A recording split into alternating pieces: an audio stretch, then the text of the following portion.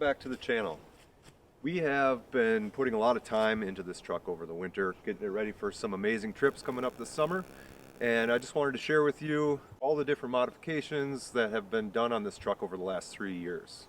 So I'm just going to give you a quick walk around on this truck and just kind of go through all the different parts and pieces. So I'm going to start from the ground up. I'm going to first start talking about the tires. I'm running the BF Goodrich KO2s. These are the 285 70R17s. I am very happy with these tires. Love them or hate them. They work for me. I've had them in deep snow, deep sand, rocks, and they performed great. I've been running them for about 3 years now. All right, moving on from the tires, I'm running a 3-inch lift. I got the Toytec Boss Aluma series on this truck. I went with the heavier duty coils in the back since I got a lot of gear back there.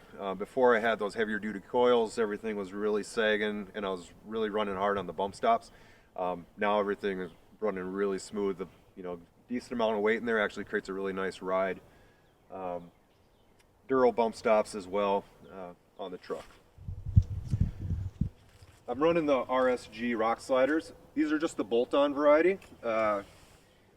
Really easy installation. They're actually, the mounts are lined up perfectly and the holes are drilled to match up with the holes that are already tapped on the frame. So they're just a plug and play rock slider.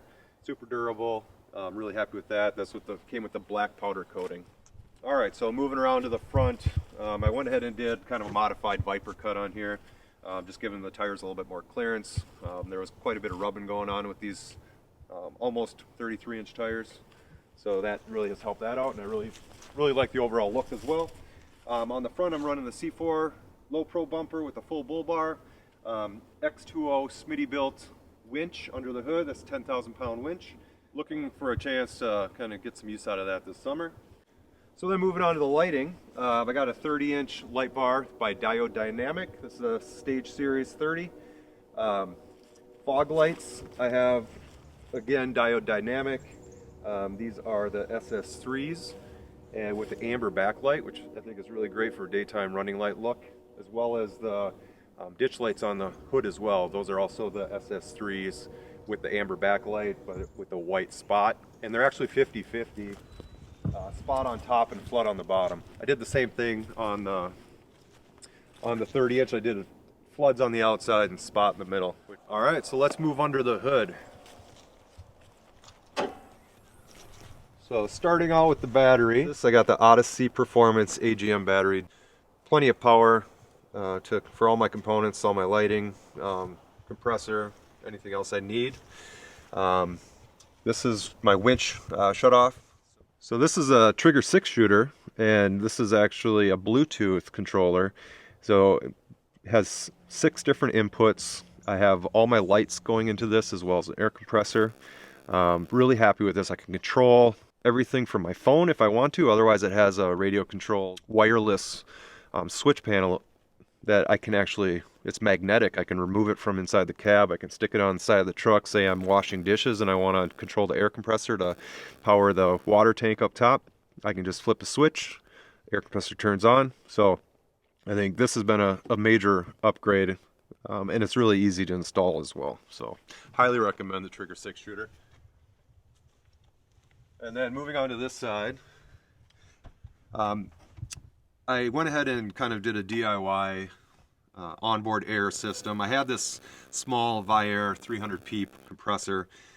It works great for filling up the tires, and I went ahead and mounted it full time in here and hardwired it in, put in a relay so I can run it from my switch panel, and I eventually will replace this down the road with something a little bit more powerful, but it has done the trick now for about 3 years, so it's working fine for now. Behind that, and I built this into the mount for the air compressor, I got inspired by Wanderlust Overland, did a scuba mod, similar to the ARB breather kits that they come out with, but this is just kind of taking a 1/2-inch gas line and creating a breather port here that connects back to the rear differentials, and I tied it into the locker as well. So keeps it out of the water. That's it for under the hood. All right, so let's move around to the back. So this is something that I started on 3 years ago. I created a custom hitch-mounted tire rack, and just this winter rebuilt the entire thing. I wanted to incorporate not only the tire, but a Rotopax can, place to mount my little 5-pound propane tank, and then also the high lift jack. And you know, I didn't want to invest in a full rear bumper, so I think this does the trick great. I only put it on when I'm heading out on a trip. Otherwise, for my daily driver, it's nice, I can just remove it. I think the fun thing about this too is the way I built it. The 5-pound propane tank or the Rotopax adapters actually slide out, and I also built this attachment that slides in, and now I got a bike mount. So if I'm out mountain biking and I need to work on my bike, say I'm on a shorter trip, I'm probably not bringing an extra gas can, I can actually mount the bike stand mount on there, and now I have a place to work on my mountain bike. Alright, so moving on to the back end. I just finished this a couple weeks ago. This is both fridge, table, and drawer system that we built, custom built for the back of the 4Runner. It's built out of 80/20 aluminum, so the whole thing just kind of bolts together like an erector set. A couple nice features of this. I got this set power fridge and the set power slide that actually mounted really great right into the 80/20 aluminum. Really happy with how that whole thing turned out. Kind of a fun feature about this is the large workspace that I created that slides completely under the whole drawer system. So, you know, I can cook on this, wash dishes, get things ready for the day. Plenty of workspace there.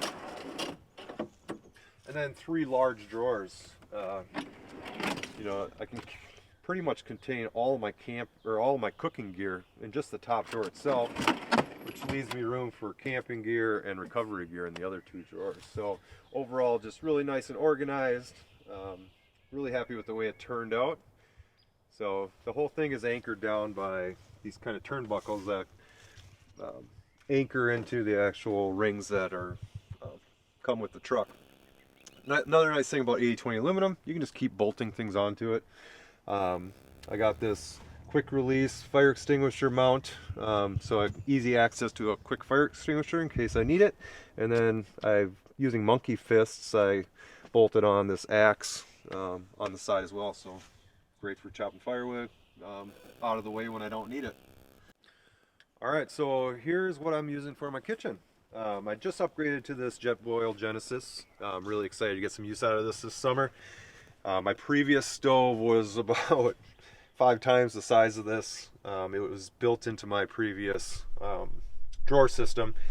I wanted something that was nice, compact, didn't take up a lot of room, so that's the reason for going with the Jetboil Genesis. I used this GSI camp set, and it's got everything you need. I got 2 different pots in here, frying pan, 4 different cups, plates, everything fits in this nice compact case. I've had this for years. I've taken on many camping trips. You know, well built, well designed. If you haven't seen one of these are great for space savings. Kind of a pop-up dishwashing station. So really happy with that. Nice and organized. Inside, you know, I have cast iron frying pan, I got a nice little percolator for coffee, and then just, you know, everything I need for cleaning up. And got some just simple little paint trays I use to actually organize like the different utensils and miscellaneous stuff for the kitchen. So that is it for my camp kitchen. Alright, so when I upgraded to having a fridge on board, I went ahead and got an external battery pack. I'm running the Ecoflow River 2 Max. It's not the largest one out there, but it does a great job for what I need it for.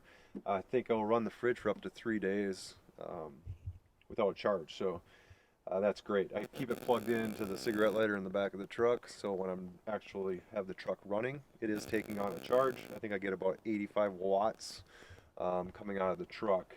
So not a huge amount, but enough to keep it charging. The fridge doesn't take much, but I can also charge all my camera equipment off of this, drone, everything else I need. If I'm at camp for quite a while not driving, I do have the Ecoflow 160 watt solar panel.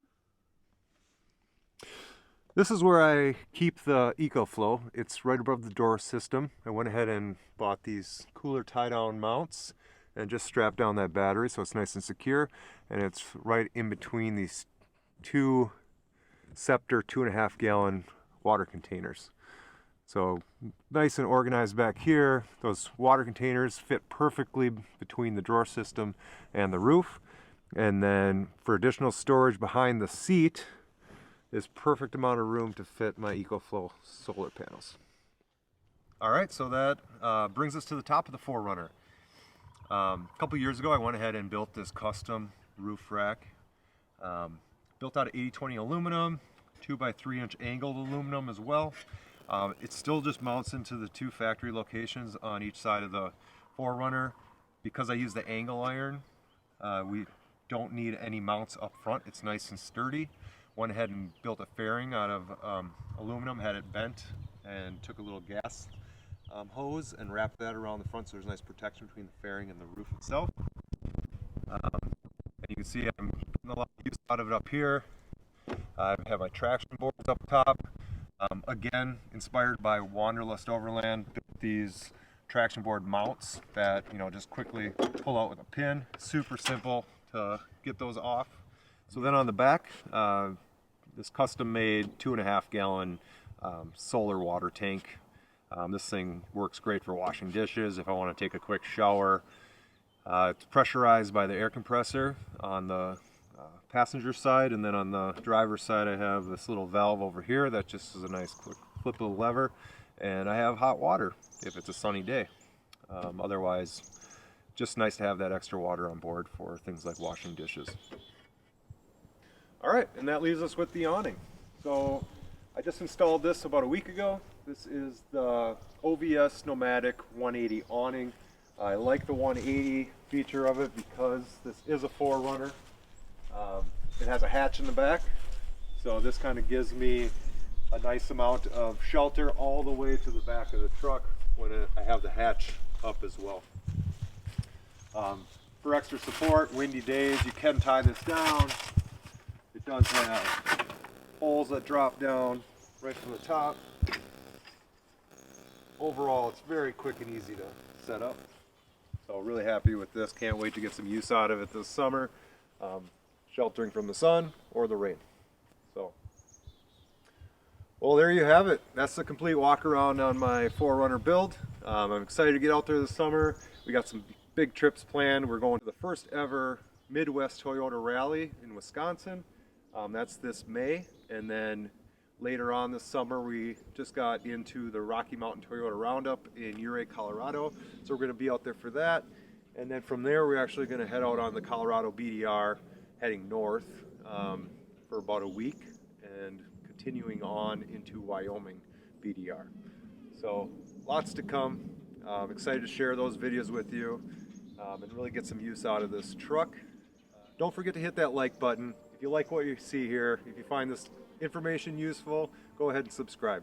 See you next time.